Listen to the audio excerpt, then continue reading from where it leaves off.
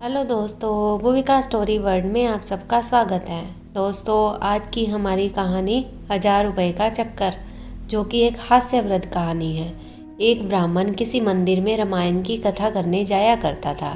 ब्राह्मण को कथा सुनाते हुए कई दिन हो गए, लेकिन एक भी आदमी वहाँ कथा सुनने नहीं आया।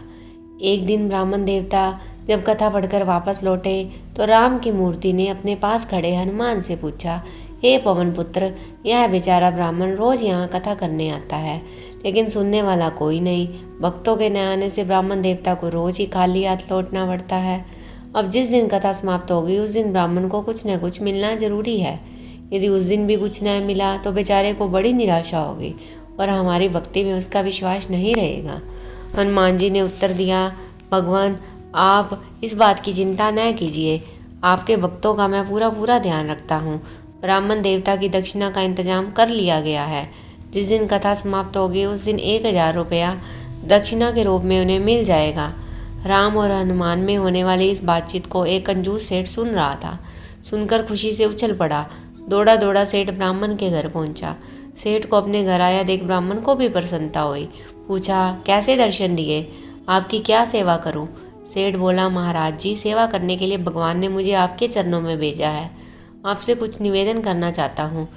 धन्यवाद, कहिए क्या कहना चाहते हैं? सेठ बोला, इतने दिनों से आप मंदिर में कथा करते आ रहे हैं और अब कथा की समाप्ति का समय आ गया है। इस संबंध में आपके साथ ठेका करने आया हूँ।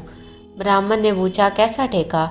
यही कि कथा की समाप्ति के दिन जो दान दक्षिणा अन्न वस्त्र आपको प्राप्त होगा वह मेरा रहा। उसके बदले में मैं आपको 500 रुपये देता हूँ। यह कहकर सेठ ने 500 रुपये निकालकर ब्राह्मण के सामने रख दिए।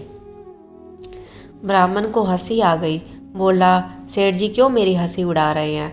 आप देख रहे हैं कि मैं कई दिनों से कथा कर रहा हूँ, लेकिन श्रोता तो एक भी नहीं आता। मुझे लगता है कि समाप्ति के दिन भी वहाँ कोई नहीं आएगा। जब लोग ही न आएंगे तो दान दक्षिणा कहाँ से मिलेगी? सेठ बोला, कोई बात नहीं, चाहे कुछ मिले या ना मिले, वो तो मेरे भाग्य की बात है। जितना मिलेगा वह मेरा रहा। उसके बदले में 500 रुपये रख लीजिए। सेठ के आग्रह पर पंडित जी ने रुपये ले लिए। वे मन ही मन प्रसन्न थे। जहाँ एक भी रुपया मिलने की आशा नहीं थी, वहाँ 500 रुपया उन्हें मुफ्त में आया लग रहा था। बात पक्की हो गई। कथा की समाप्ति के दिन सेठ जी ब्राह्मण को लेकर मंदिर पहुँचे। विधि विधान पूर्वक कथा प्रारंभ हुई। सेठ जी भक्ति भाव से कथा सुनते रहे। कथा की समाप्ति पर आरती हुई, लेकिन रुपया न मिला। सेठ जी ने सोचा, शायद भक्ति भाव और पूजा में कमी रह गई है। ब्राह्मण से बोले कि एक बार फिर भगवान की स्तुति करें। ब्राह्मण ने श्रद्धा से दोबारा स्तुति की और अपने घर लौट आए। रुपयों के लोभ में सेठ जी देर तक वहीं बैठे रहे। काफ़ी समय हो गया, रुपया न आया तो हनुमान के आगे बार बार हाथ जोड़कर सिर झुकाने लगे। दोपहर हुई, फिर शाम हो गई। जब सेठ को रुपया मिलने की उम्मीद न रही तो उसे क्रोध आ गया। उसने पास पहुंचकर जोर की एक लात हनुमान की मूर्ति पर दे मारी। नतीजा यह है कि लात के पड़ते ही सेठ की टांग वहीं फंस गई। तब तो लेने के देने पड़ गए। अपनी टांग छुड़ाने के लिए सेठ ने भरसक प्रयत्न किए, पूरा जोर लगा दिया, पर क्या मजाल की टांग टस से मस हो। सभी दांव पेच बेकार हो गए। टांग फंसी तो फंसी रह गई। अब क्या किया जाए? चारों तरफ से रात का अंधकार गिरने लगा। अंधेरा होने पर राम की मूर्ति से आवाज़ आती सुनाई दी। भगवान राम हनुमान से पूछते हैं, हे हनुमान जी, आज तो ब्राह्मण देवता कथा समाप्त कर चले ही गए, लेकिन हुआ क्या? कुछ दान दक्षिणा उन्हें प्राप्त हुई या खाली हाथ लौटना पड़ा? हनुमान की मूर्ति से उत्तर मिला, प्रभु, आपके भक्तों को खाली हाथ में नहीं जाने देता। ब्राह्मण देवता बहुत प्रसन्न है। कुछ दिन पहले 500 रुपया एडवांस में दिलवा दिया था और अभी 500 रुपये में टांग गिरवी रखी है।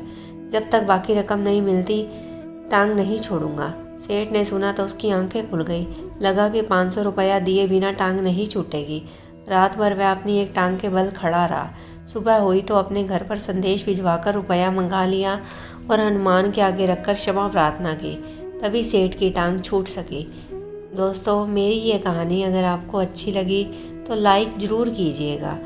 आपके एक लाइक से हमें बहुत मोटिवेशन मिलता है और चैनल पर नए हैं तो सब्सक्राइब ज़रूर कीजिएगा।